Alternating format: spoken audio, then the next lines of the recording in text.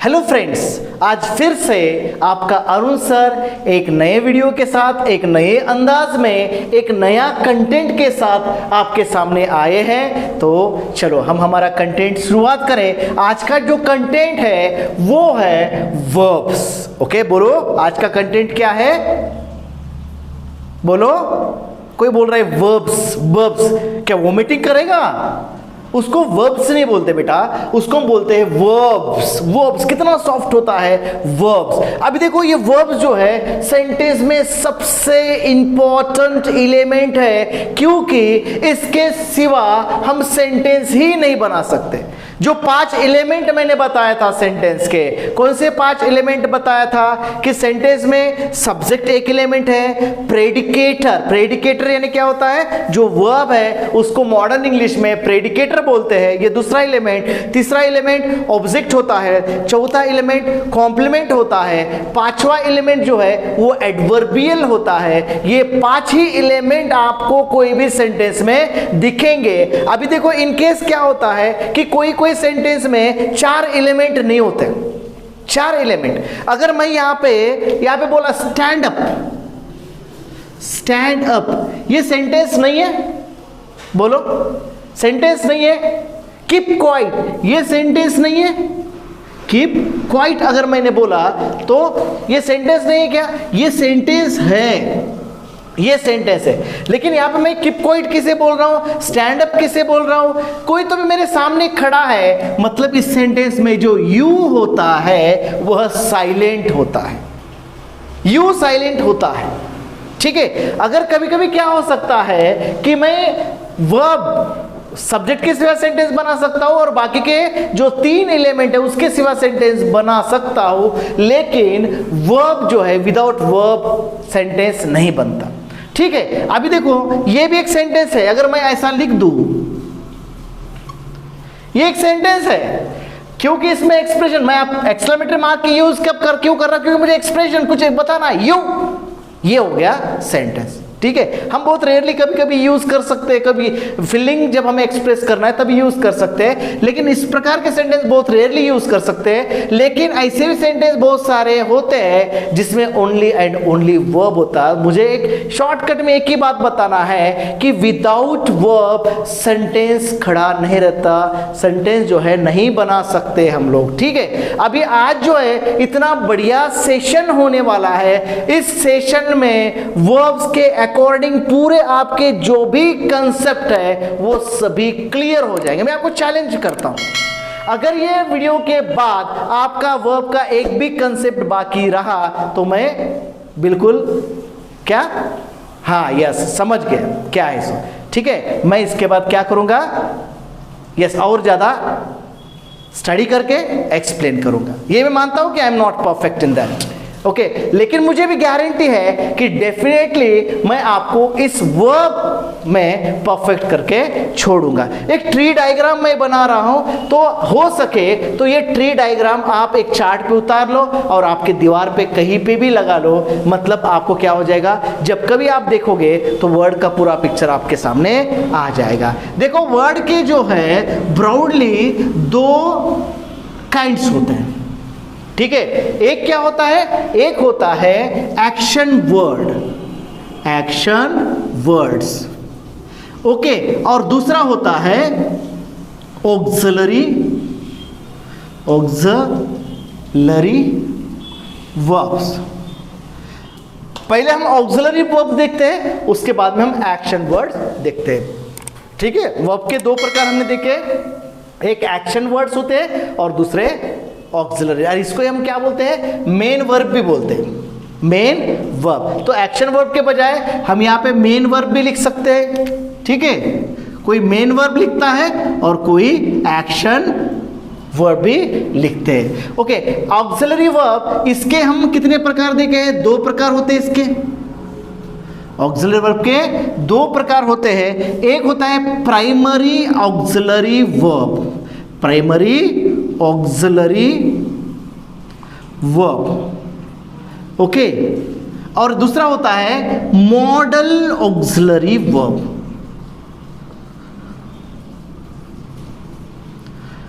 Okay. अब देखो primary auxiliary जो है वह 3 प्रकार के होते हैं। ओके, 1 2 ये 3 प्रकार के। 3 प्रकार के कौन से? To be form.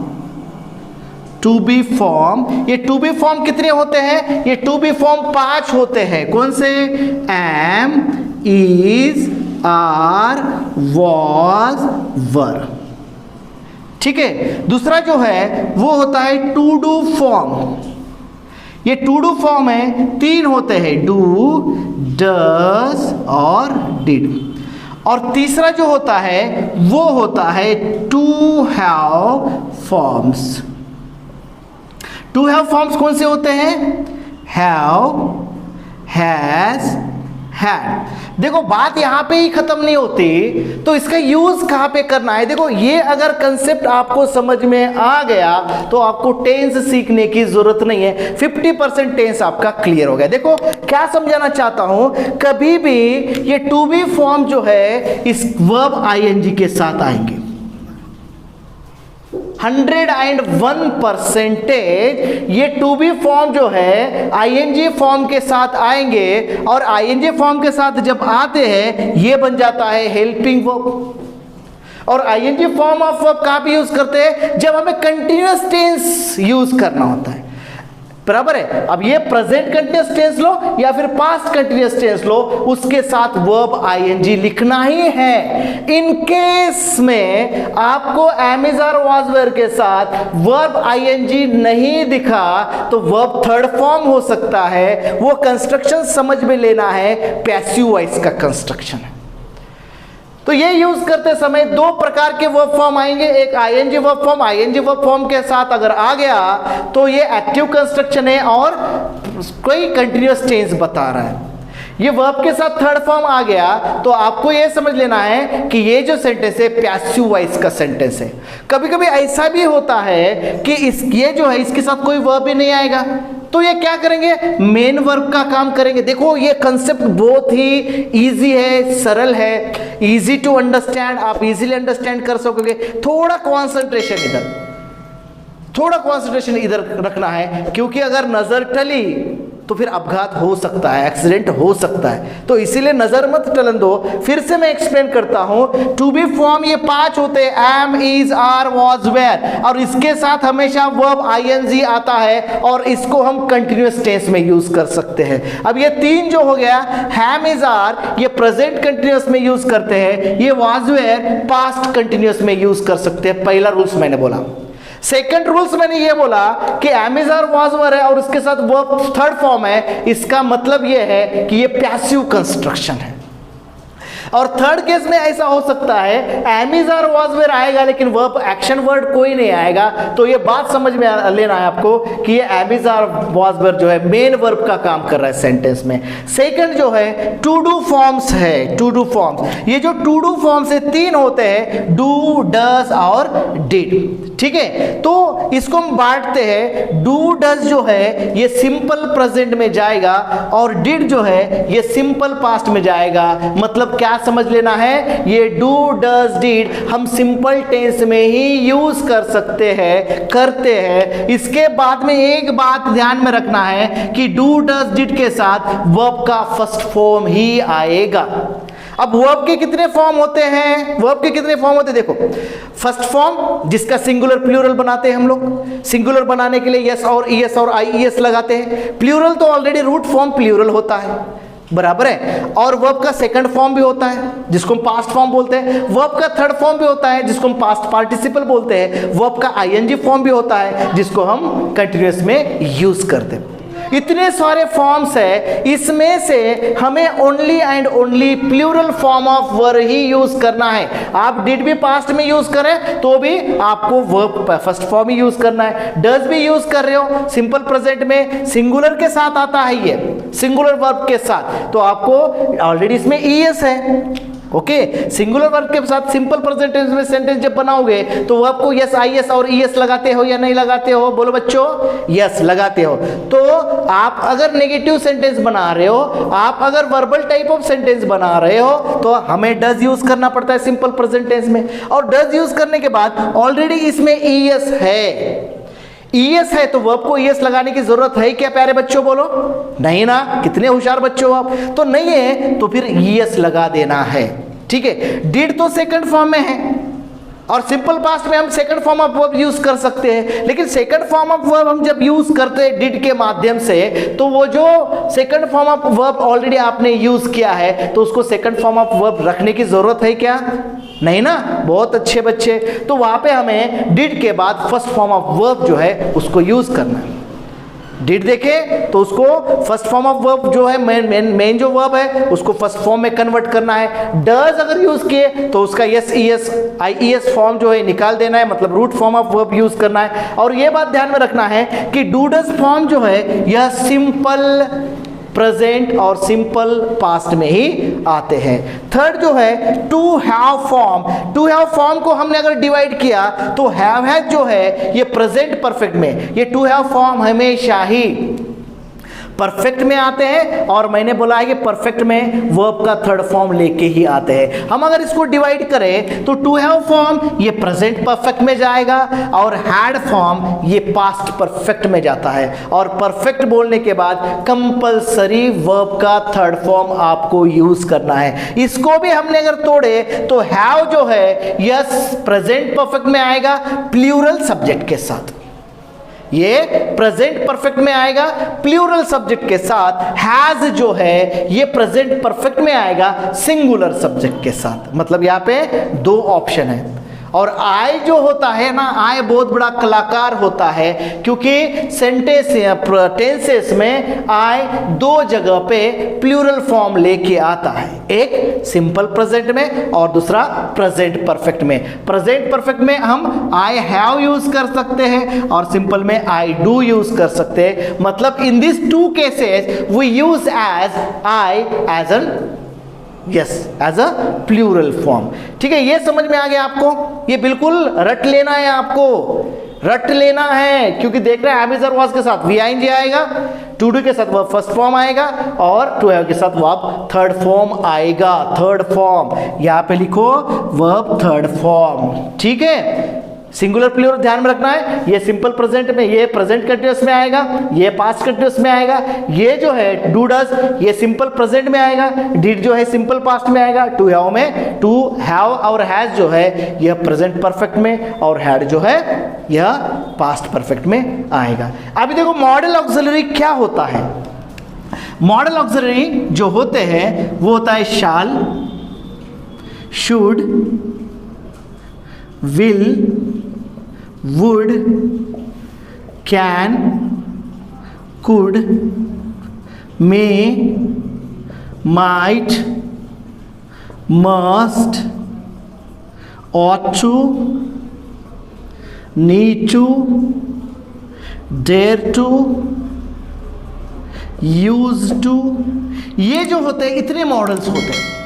अभी देखो इसको हम टेंस में यूज कर सकते हैं, इसमें हम इसको हम टेंस में यूज कर सकते हैं, मतलब टेंस जब बताना होता है तो ये सभी यूज कर सकते हैं, लेकिन टेंस का इसका कोई संबंध नहीं है, क्योंकि ये जो है सेंटेंस को बदलने का काम करते हैं अलग अलग इसमें। फॉर एग्जाम्पल मैंने बोला कि कैन, कैन कब यूज कर, I can swim, I can swim यानी तुम क्या कर रहे हो, टेंस बता रहे हो क्या, नहीं, तुम क्या कर रहे हो कि तुम्हारी एबिलिटी बता रहे हो कि मैं क्या कर सकता हूं। आई कुड यानी आपकी जो पास्ट एबिलिटी है वो बता रहे हो। मे कब यूज करते हैं हम लोग, एम ए वाई मे, ये जो मे है ये मे मतलब जनवरी फरवरी मार्च अप्रैल मई नहीं होता है, ठीक है। इसको हम मॉडल बोलते हैं और ये हम परमिशन लेने के लिए यूज कर सकते हैं। बच्चे जब क्लास में आते हैं तो वो क्या बोलते हैं, मे I come in, my I come in sir नहीं, कुछ बच्चे बोलते हैं माई, माई नहीं होता है बेटा, यहाँ पे मे होता है, M A Y, may I come in sir, permission निकालने के लिए। और लेस पॉसिबिलिटीज के लिए हम मे यूज कर सकते हैं, ओके, आ सकता है और नहीं आ सकता है। मे का पास्ट फॉर्म माइट है, रेन माइट कम यानी आ सकता है और नहीं भी आ सकता। तो इन दिस केस अगर आपको इसके डिटेल में जानना है तो इसका एक अलग से वीडियो में बनाने वाला हूं। ये मॉडल्स जो है, मॉडल ऑक्सिलरी जो है किन किन केसेस में किसके साथ कैसा यूज कर सकते हैं ये हम अलग वीडियो में देखेंगे, ठीक है, अभी इधर आ जाओ इस पार्ट की तरफ। अभी जो मेन वर्ब्स है, ये जो मेन वर्ब है इसको हम डिवाइड करते हैं इसमें। एक होता है फाइनाइट वर्ब्स और दूसरा होता है नॉन फाइनाइट वर्ब्स। अभी फाइनाइट क्या है, फाइनाइट वर्ब किसे बोलते हैं? देखो कुछ वर्ब्स ऐसे होते हैं जो टेंस के अकॉर्डिंग चेंज होते हैं, सब्जेक्ट के अकॉर्डिंग चेंज होते हैं। फॉर एग्जाम्पल, मैं अगर एक सेंटेंस लिया, आई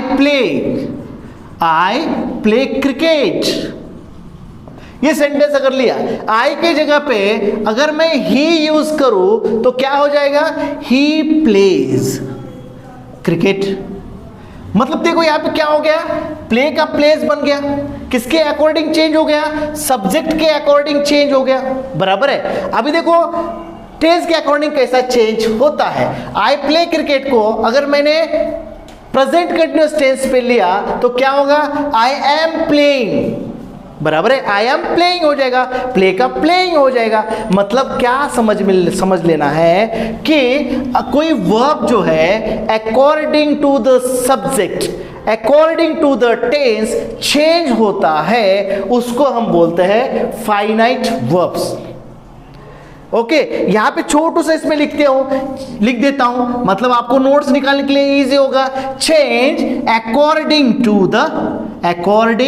to the subject and tense is called finite verb. Okay, ऐसा लिख रहा है। फिर ये हो गया फाइनाइट वर्ब। अब ये फाइनाइट वर्ब को फिर से हम क्या करते हैं? दो टाइप्स लिखते हैं। एक को क्या हो गया फाइनाइट वर्ब का, एक हो गया ट्रांजिटिव वर्ब और दूसरा हो गया इंट्रांजिटिव वर्ब। ओके, अभी इंट्रांजिटिव जो है, ट्रांजिटिव किसे बोलते हैं हम लोग? ट्रांजिटिव किसे बोलते हैं? जो वर्ब के साथ ऑब्जेक्ट आएगा उसको हम बोलते हैं ट्रांजिटिव। वो डायरेक्ट ऑब्जेक्ट हो या फिर इनडायरेक्ट ऑब्जेक्ट हो। जो वर्ब, कुछ वर्ब्स होते हैं जो ऑब्जेक्ट के सिवा अपना मीनिंग ही कंप्लीट नहीं करते, उसको हम बोलते हैं ट्रांजिटिव वर्ब। मींस यहां पे लिखते हैं हम विथ ऑब्जेक्ट किसे बोलते हैं? क्या बोलते हैं उसको हम? ट्रांजिटिव। अभी ऑब्जेक्ट पहचानने के लिए कीवर्ड्स यहीं पे देता हूं, व्हाट और whom के साथ अगर आप वर्ब को पूछोगे क्वेश्चन तो आपको मिलेगा ऑब्जेक्ट। ओके, अगर ऑब्जेक्ट मिला तो वो वर्ब ट्रांजिटिव हो गया, अगर ऑब्जेक्ट नहीं मिला तो वर्ब वो जो वर्ब है वो इनट्रांजिटिव हो गया।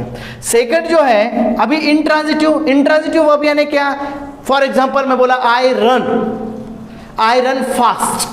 ओके, अभी रन के बाद अगर मैं ऑब्जेक्ट नहीं लिया फिर भी मैसेज कन्वे कर रहा है। लेकिन अगर मैं बोला आई राइट तो आपके सामने आई राइट क्या लिख रहे हैं सर? ऐसे लिख रहे हैं, लेटर लिख रहे हैं, पोयम लिख रहे हैं, तो क्या लिख रहे हैं? तो वो राइट जो है ये कंप्लीट नहीं होता, मीनिंग कंप्लीट नहीं करता। तो राइट क्या है? ये ट्रांजिटिव वर्ब है। रन क्या है? वो इंट्रांजिटिव वर्ब। आई वॉक, आप पूछने वाले हो क्या व्हाट वॉक? आंसर मिलता है क्या? नहीं। हाउ वॉक बोल सकते हैं हम लोग, स्लोली, आई वॉक स्लोली। ये स्लोली क्या है? एडवर्ब है। आई रन फास्ट क्या है? यह एडवर्ब है। फास्टली नहीं होता दोस्तों, आई रन फास्टली नहीं होता है, आई रन फास्ट होता है ओनली। ओके, ये जो फास्ट है वो एडवर्ब है, मतलब रन और वॉक वो जो है ये इंट्रांजिटिव वर्ब है। और राइट जो है, सिंग जो है, ये transitive verb. I sing a song, ये ट्रांजिटिव वर्ब हो गया। मतलब यहां पे लिखना है विदाउट ऑब्जेक्ट, उसको हम क्या बोलते हैं? उसको हम बोलते हैं ट्रांजिटिव वर्ब। ठीक है, अभी देखो नॉन फाइनाइट क्या होता है। नॉन फाइनाइट 3 प्रकार के होते हैं। नॉन फाइनाइट, अब ये काम करता हूं, ये सभी मिटाता हूं। अब नॉन फाइनाइट जो है ना अलग इस पे लेता हूं मैं मिटा के, तो आपको यहीं पे लिखना है ट्री डायग्राम में। ओके, नॉन फाइनाइट आपको नॉन फाइनाइट वर्ब्स के नीचे ही लिखना है। ठीक है, ये मिटा के मैं नॉन फाइनाइट लिखूं। नॉन फाइनाइट क्या होता है? नॉन फाइनाइट, ये नॉन फाइनाइट जो है स्पेशल फॉर्म्स ऑफ वर्ब होता है। अब स्पेशल फॉर्म्स ऑफ वर्ब कैसा? ये नॉन फाइनाइट 3 प्रकार के होते हैं। एक होता है जीरंड, सेकंड होता है इन्फिनिटिव, इन्फिनिटिव, थर्ड जो होता है पार्टिसिपल्स, पार्टिसिपल्स। अभी देखो जीरंड किसे बोलते हैं, अब देखो आईएनजी फॉर्म ऑफ वर्ब जो है, फॉर एग्जांपल स्मोकिंग, स्मोकिंग क्या है, स्मोक क्या है, प्लेइंग, प्लेइंग, देखो प्लेइंग, प्लेइंग, प्लेइंग क्या है, वर्ब का आईएनजी फॉर्म है, ठीक है। अभी वर्ब का आईएनजी फॉर्म, हम वर्ब का आईएनजी फॉर्म वर्ब बोल के कब यूज करते हैं, जब उसके बिफोर कोई हेल्पिंग वर्ब है, ठीक है। लेकिन अगर कोई हेल्पिंग वर्ब नहीं है और ING form of verb as a subject in the sentence आ गया, as an object in the sentence आ गया, as an object of preposition आ गया, तो आपको क्या करना है, इसको जीरंड बोलना है। जीरंड क्या है, जीरंड नाउन बनता है, नाउन बन के सेंटेंस में सब्जेक्ट बोल के आता है और नाउन बन के सेंटेंस को सेंटेंस में ऑब्जेक्ट बोल करके आता है। For example, playing is the best exercise, smoking is injurious to health. ये जो स्मोकिंग है, ये जो प्लेइंग है, ये इसको हम क्या बोलते हैं, इसको हम बोलते हैं जीरंड। जीरंड क्या है समझ लो, gerund is ING form of verb which we use subject in the sentence and object in the sentence. Okay, अभी दोनों को पहचाना है, मैंने क्लू दिया ऑलरेडी। क्लू कैसा दिया, अगर आईएनजी फॉर्म ऑफ वर्ब, उसके बिफोर अगर हेल्पिंग वर्ब है, टू बी फॉर्म, उसके बिफोर अगर हेल्पिंग वर्ब है, तो आपको समझ में लेना है आईएनजी फॉर्म ऑफ वर्ब जो यहाँ पे वर्ब का रोल कर रहा है। अगर I N G form of verb verb के बाद में आता है या फिर सेंटेंस के बिगिनिंग में आता है, तो उसको हम जीरंड बोलना है, और ये जीरंड जो होता है नाउन का रोल सेंटेंस में। समझ में आ गया जीरंड क्या है, देखो बात समझ में लो। जीरंड ध्यान से डबल डबल सुनो जब तक समझ में नहीं आता। अगर समझ में नहीं आया तो आप कमेंट बॉक्स में मुझे पूछो, मैं फिर से आपको एक्सप्लेन कर दूंगा। अभी इन्फिनिटिव जो है, ये बेयर इन्फिनिटिव होता है और एक इन्फिनिटिव होता है। बेयर इन्फिनिटिव यानी क्या, only verb. For example go, come, इसको हम बोलते हैं बेयर इन्फिनिटिव। फिर इन्फिनिटिव क्या होता है कि two plus first form of verb, two plus verb first, okay, V1, इसको हम बोलते हैं इन्फिनिटिव। अगर कोई आता, कभी आता है to play, to go, to drink, ऐसे अगर कहां पे भी कंस्ट्रक्शन आपको मिला टू के साथ वर्ब फर्स्ट फॉर्म, तो उसको हम बोलते हैं इन्फिनिटिव। आपको क्वेश्चन आता है, देखो find the infinitive in the sentence, तो आपको क्या करना है कि ये कंस्ट्रक्शन देखना है, ये कंस्ट्रक्शन देखना है कि ये कंस्ट्रक्शन आने के बाद आपको समझ में आ जाएगा कि इन्फिनिटिव क्या है। अब सेकंड थिंग ये है कि ये जो इन्फिनिटिव है सब्जेक्ट में किसका रोल कर रहा है, बराबर है। अभी जैसे जीरंड सब्जेक्ट में, सेंटेंस में सब्जेक्ट का रोल करता है, सेंटेंस में ऑब्जेक्ट का रोल करता है, उसी प्रकार ये जो टू प्ले है, टू गो है, ये भी सब्जेक्ट का रोल करता है और ऑब्जेक्ट का रोल करता है। ये भी सब्जेक्ट का रोल करता है और ऑब्जेक्ट का रोल करता है, मतलब ये भी नाउन बनता है और ये भी नाउन बनता है। समझ में आ गया।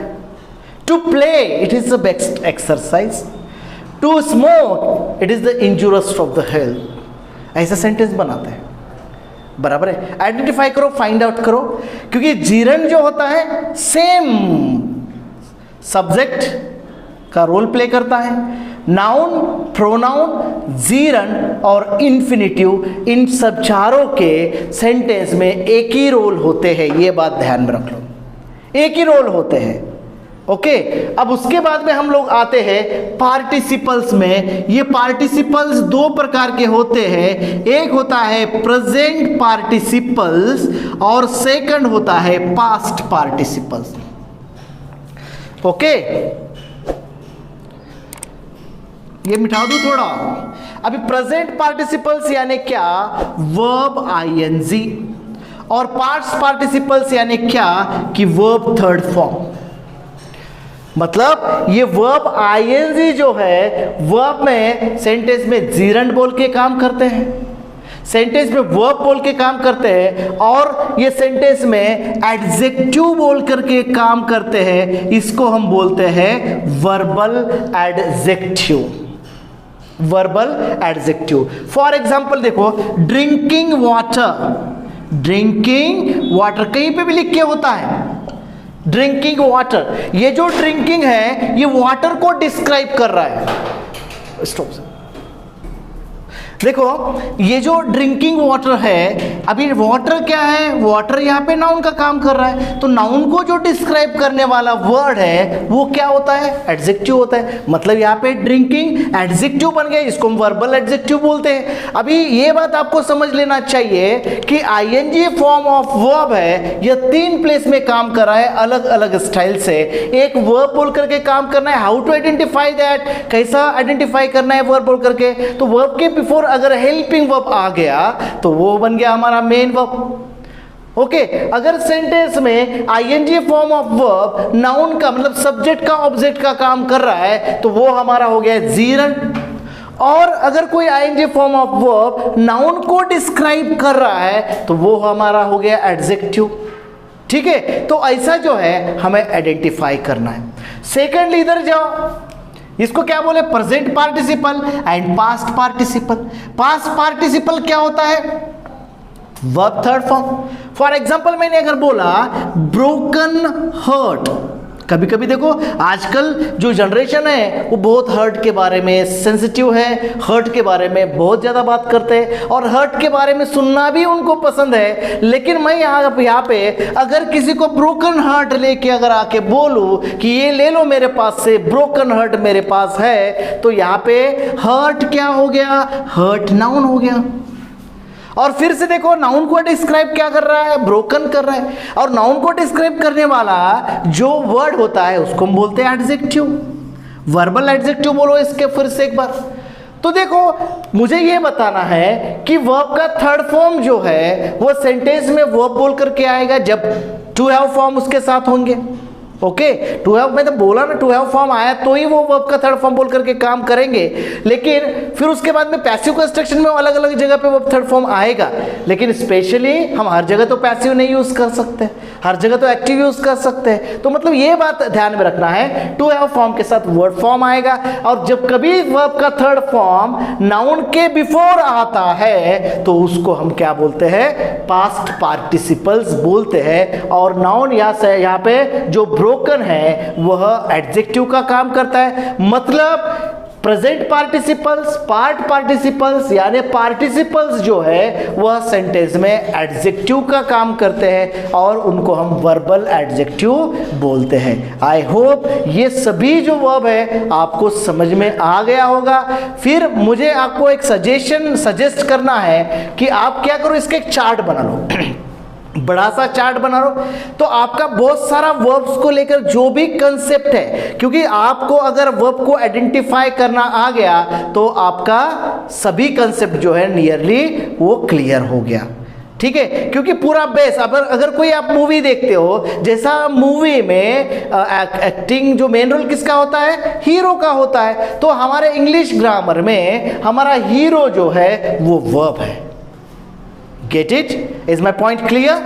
अगर वर्ब को आपने, अगर हीरो का एक्टिंग आपने समझ में आ गया, हीरो का रोल अगर आपको समझ में आ गया तो पूरा पिक्चर आपका क्लियर हो जाएगा। वैसे ही इंग्लिश ग्रामर में अगर आपको वर्ब के डिफरेंट रोल्स है, कितना बड़ा झाड़, बनियान ट्री यहाँ पे बन गया। देखो पूरे वर्ब के डिफरेंट काइंड में सब काइंड, ये पूरा मैंने एक्सप्लेन किया। इसका बहुत बड़ा बनियान ट्री बन गया होगा। इस बनियान ट्री को आप ड्राइंग शीट पे लिखना है, ड्रा करना है, ट्री डायग्राम बनाना है और आपके सामने उसको पेस्ट करना है और इसको परफेक्ट आपको बना लेना है। अगर ये परफेक्ट हो गया, जब मैं चेंज द वॉइस पढ़ाऊंगा आपको, जब मैं टेस्ट पढ़ाऊंगा तो इसका ही मैं रेफरेंस लूंगा। So at that time you will be perfect. Okay तो तभी आपको, तब तक आपको परफेक्ट होना है। तब क्वेश्चन मैं पूछूंगा, तब मैं लाइव आऊंगा, तब मैं क्वेश्चन पूछूंगा, तो ये सभी कंसेप्ट आपको तब तक क्लियर होना चाहिए। नेक्स्ट वीडियो में हम देखेंगे एडवर्ब। एडवर्ब भी बहुत बढ़िया है, उसके अलग अलग रूल्स भी है। Till then bye, keep watching my videos and don't forget to subscribe my channel